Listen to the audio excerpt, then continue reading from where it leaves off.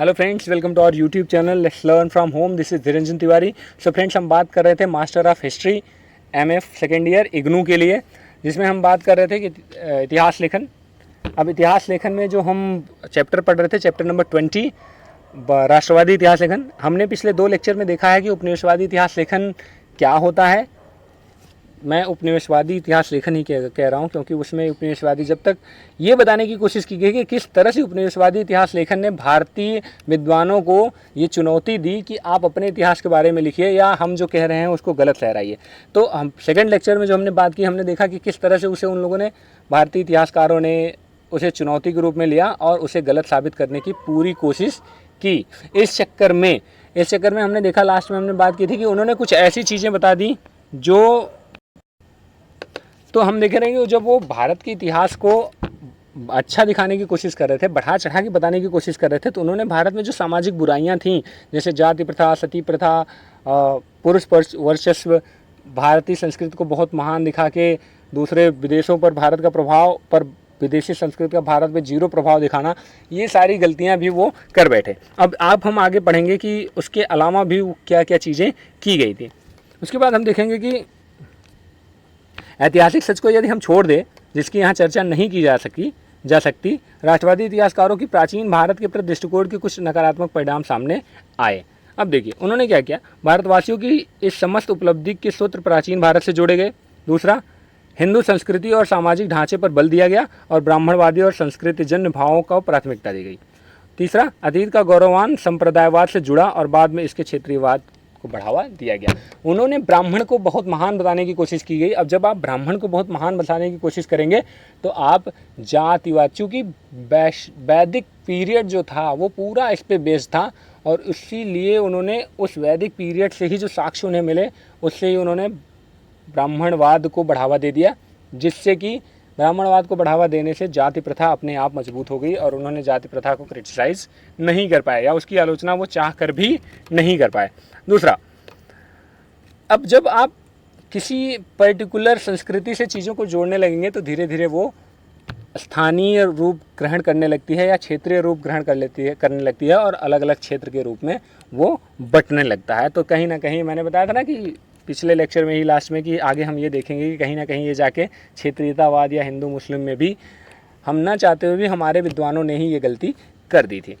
उसके बाद हम आगे बढ़ेंगे। 1930 के दशक में आरंभ में भारतीय अतीत के प्राचीन काल पर लिखा गया भारतीय इतिहास अपने चरम उत्कर्ष पर पहुंच गया। भारत में इस लेखन की नकल की जाती रही। 1920 के दशक के दौरान और उसके बाद औपनिवेशिक और सामुदायिक दृष्टिकोण को नकारने के लिए मध्यकालीन भारत पर राष्ट्रवादी इतिहास लेखन किया गया। मध्यकालीन भारत का इतिहास लिखने वाले राष्ट्रवादी इतिहासकारों ने प्राचीन भारतीय इतिहास अपनाने वाले राष्ट्रवादी दृष्टिकोण को ही कमोवेश दोहराया। तो उन्होंने जो चीज़ें थी, एक बार प्लेन चला जाए फिर हम बात करेंगे।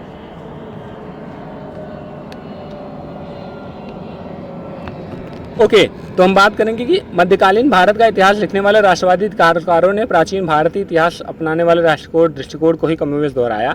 खासतौर पर उन्होंने इस बात पर बल दिया कि उत्तरी भारत में एक सामाजिक संस्कृति मौजूद थी और हिंदू और मुसलमानों में समान जन और संभ्रांत जन के बीच मेल मिलाप और भाईचारा कायम था। यहाँ पे ये दिखाने की कोशिश कर रहे हैं जो मध्यवादी इतिहास लेखन थे, उन्होंने भी प्राचीनवादी या प्राचीन काल के जो इतिहास लेखक थे उनके ही टर्मिनोलॉजी या उनकी ही जो मैथडोलॉजी थी, जो उनका तरीका था, जो उनके साक्ष्य थे, उसके आधार पर ही इन्होंने मध्यकाल का इतिहास भी लिखा। क्योंकि हम सबको पता है मध्यकाल का इतिहास बहुत विभाजनकारी था। वहाँ पे हिंदू मुस्लिम अलग अलग दिख रहे थे, चाहे वो औरंगजेब हो, चाहे वो दिल्ली सल्तनत रहा हो, चाहे वो बाकी अकबर या मुग़ल काल रहा हो, मुग़ल काल का महाराणा प्रताप के साथ लड़ाई झगड़ा हो।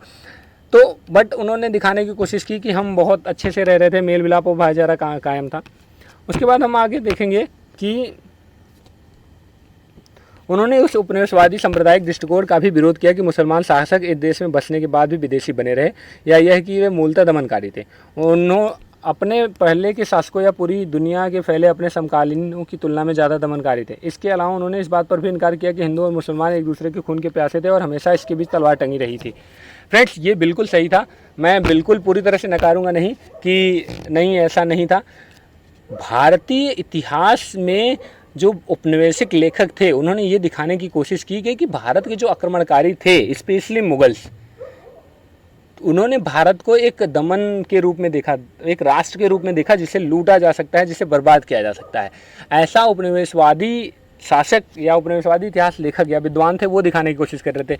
जबकि अगर आप पूरे इतिहास को उठा के देख लीजिए, पूरा मुगल काल उठा के देख लीजिए, ऐसा कहीं पर भी आपको देखने को नहीं मिलेगा जहां मुगल्स कभी भी भारत के साथ सौतेला व्यवहार कर रहे हों। वो अफ़गान छोड़ के इंडिया आए थे, भारत में आए थे, तो भारत में उन्होंने भारत को ही अपनी जन्मभूमि और कर्मभूमि मान ली थी। उसका जीता ज़्यादा उदाहरण अकबर के शासनकाल में देखने को मिलता है, जहाँ पे उन्होंने भारत को अपना ही माना और उन्होंने भारत के लिए और भारत के एकता अखंडता के लिए वो सब कुछ किया जो एक शासक को करना चाहिए। तो ये बिल्कुल सरासर गलत था कि नहीं, भारत ने जो ब्रिटिशर्स जो बाहर से आए शासक थे या स्पेशली मुगल्स थे, वो भारत को अपना नहीं समझते थे। और ये भी गलत है कि हिंदू मुस्लिम खून के प्यासे थे, ऐसा नहीं था। ऐसा बस कुछ ही जगह पे देखने को मिला था जब शासक थोड़े से अराजक हो जाते थे या किसी का अपना स्वार्थ निहित होता था किसी चीज़ में। तो जैसे औरंगजेब ने जो कराया वो कह सकते हो आप, और कभी कभी थोड़ी सी चीज़ें हो जाती थी, जैसे मोहम्मद गजनी, मोहम्मद गोरी वगैरह वगैरह। ओके फ्रेंड्स, उसके बाद गौरववान भारत का गौरवगान और औपनिवेशिक दुष्प्रचार से भारतीय संस्कृति रक्षा की प्रयास की प्रवृत्ति के बावजूद राष्ट्रवादी इतिहासकारों ने इस प्रश्न का भी जवाब ढूंढने का प्रयास किया कि एक छोटी सी व्यापारी कंपनी जो 1000 मील दूर देश से यहाँ आई थी, इतने बड़े राष्ट्र पर कैसे कब्जा कर लिया, जिसका अतीत इतना गौरवशाली और सभ्यता इतनी महान थी। इसके साथ ही भारतीय संस्कृति और सामाजिक संरचना की आलोचना शुरू हुई। जी, अब ये स्पेशल थी, ये यहाँ से शुरू होता है वो जो मैं बताने की कोशिश कर रहा हूँ। जब इस बात को ढूंढा गया, अभी तो बता दिया गया, प्राचीन इतिहास लेखों ने बताया कि हमारा प्राचीन भारत बहुत महान था, संस्कृति बहुत महान थी वगैरह वगैरह। अब जो मध्यकालीन इतिहास लेखक थे उन्होंने उस चीज़ को माना, लेकिन उन्होंने ये ढूंढने की ज़रूर कोशिश की कि आखिर ऐसी कौन सी बात थी जो एक छोटे से व्यापारी कंपनी को, एक ब्रिटिशर्स आए और उन्होंने पूरे इतने बड़े भारत पर कब्जा कर लिया, जबकि भारत का इतिहास इतना गौरवशाली था या इतना भव्य था। तो हम आगे देखते हैं। अब वहीं से भारत की जो सामाजिक ढांचा थी, जो संगठन था, उसकी आलोचना शुरू हो गई कि कुछ तो कमी थी। जो मैं बताने की कोशिश कर रहा हूँ ना, जो समझाने की, वो अब समझ में आएगा। यहीं से भारतीय इतिहास के अध्ययन की पहली ईंट रखी गई और ख़ासतौर पर जाति व्यवस्था और महिलाओं की स्थिति पर विचार होना शुरू हो गया। जो प्राचीन इतिहासकारों ने जिस चीज़ को नकार दिया था, जिस सामाजिक व्यवस्था, जो मैंने पहले और दूसरे लेक्चर में भी समझाने की कोशिश की कि ये गलती प्राचीन विद्वानों ने कर दी, वो अब सामने आ रही है। और अब मध्यकालीन इतिहास के जो लेखक थे, अब मध्यकालीन क्या कहो, ये पूर्व आधुनिक काल कह सकते हो, वहाँ पर शुरू हुआ, वहाँ पे इस चीज़ की बात उठी कि नहीं, कुछ तो गड़बड़ था। औपनिवेशवाद के समकालीन राष्ट्रीयवादी आलोचकों ने पहली बार पूर्व औपनिवेशिक भारत के आर्थिक इतिहास को आलोचनात्मक दृष्टि से देखा। जैसे जैसे राष्ट्रवादी आंदोलन जन आंदोलन के रूप में आगे बढ़ता गया, वैसे वैसे 1930 के दशक में इतिहास में सामान्य जन की भूमिका के अध्ययन की ओर दृष्टि गई। लेकिन 1950 के दशक के बाद इस प्रवृत्ति को तेज़ी से विकास हुआ। यहाँ एक बात ध्यान में रखनी चाहिए कि जिन इतिहासकारों की चर्चा हम यहाँ कर रहे हैं, उनके पास संसाधन की भी कमी थी। उन्हें ज़्यादातर लिखित स्रोतों पर ही आश्रित रहना पड़ा। हालांकि पूरा लेखशास्त्र और मुद्रा शास्त्र उपलब्ध होने लगे थे। पुरातत्व अभी भी अपनी शैशवावस्था में था, जबकि मानवशास्त्र और समाजशास्त्र का उपयोग न के बराबर हो रहा था। अर्थशास्त्र भी अभी तक अर्थशास्त्रियों का ही क्षेत्र बना हुआ था। मतलब हम देखेंगे कि इन्होंने अपना काम तो किया। अब चूँकि हम पूरी तरह से इसकी आलोचना नहीं कर सकते, क्योंकि इनके पास संसाधन की कमी थी, स्रोतों की कमी थी। आज हमारे पास बहुत सारी टेक्नोलॉजी है जिससे हम इतिहास के बारे में जान सकते हैं, चाहे वो कार्बन रीडिंग रही हो, चाहे वो पुरातत्व विभाग रहा हो, चाहे वो समाज विज्ञान रहा हो। लेकिन पहले चीज़ें नहीं थी। पहले जो लिमिटेड जो सोर्स थे, उसी के आधार पे उन्होंने लिखा। जो बुक्स थी, बुक्स का भी अनुवाद नहीं हो पा रहा था, या जो हुआ था वो सारी चीज़ें। उसके अलावा पुरातत्व विभाग काम नहीं कर रहा था, या कर रहा था तो बहुत शुरुआती स्टेज पे था। तो उसके बावजूद भी इन्होंने जो भी लिखने की कोशिश की, that was fabulous, that was recommendable. तो आप उसकी तारीफ़ कर सकते हैं। अब हम आगे देखेंगे कि आधुनिक युग का राष्ट्रवादी इतिहास कैसा था, क्या हुआ, लेकिन ये नेक्स्ट लेक्चर में होगा। प्लीज़ आप इस लेक्चर को देखिए, क्योंकि हम इसमें भारत के इतिहास के बारे में जानेंगे कि इतिहासकारों ने इतिहास कैसे बनाया, या अलग अलग दृष्टिकोण क्या रखा गया। ओके, और प्लीज़ अगर आप पिछला लेक्चर्स नहीं देखे हैं तो प्लीज़ आप लेक्चर देख लीजिए, हमारे चैनल को सब्सक्राइब कर लीजिए। बहुत सारी चीज़ें आपको यहाँ मिल जाएंगी। और मैं फिर से कह रहा हूँ फ्रेंड्स, हम सिर्फ उन्हीं चैप्टर को कवर कर रहे हैं या उन्हीं टॉपिक्स को कवर कर रहे हैं जहाँ से क्वेश्चन पूछे जाते हैं।